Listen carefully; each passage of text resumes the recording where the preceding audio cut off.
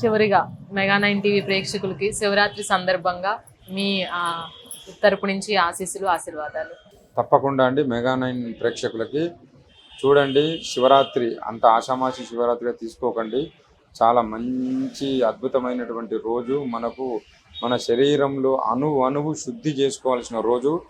ఆకలితో మనం ఉపవాసం ఉండి శరీరాన్ని శుద్ధి చేయండి. చిన్న దేవాలయం కాదు, పెద్ద దేవాలయం కాదు, మీ చుట్టుపక్కల దేవాలయాలు అన్నీ చూసుకొని ఎక్కడ మంచిగా మీకు కంఫర్ట్ ఉంటే అక్కడ పోయి ఆ లింగోద్భవ సమయంలో, ఆ లింగము ఏర్పడే సమయంలో ప్రకృతి కూడా చాలా మంచి పాజిటివ్గా ఉంటుంది.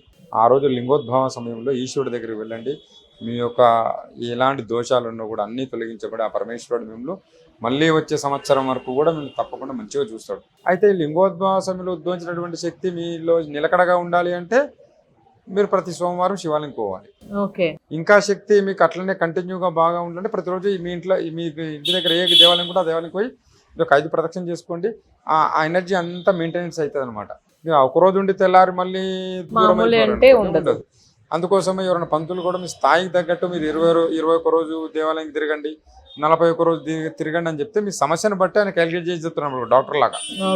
అయితే లింగోద్భవాసంలో ఉద్భవించినటువంటి శక్తిని స్వీకరించి మీకు వీలు ఉన్నప్పుడు కానీ సోమవారం కానీ ప్రతిరోజు కానీ దేవాలయంకి పోతే ఆ శక్తి అట్నే మీకు మెయింటెనెన్స్ అవుతుంది. మీరు అఖండ విజయం ప్రసాదించడం జరుగుతుంది.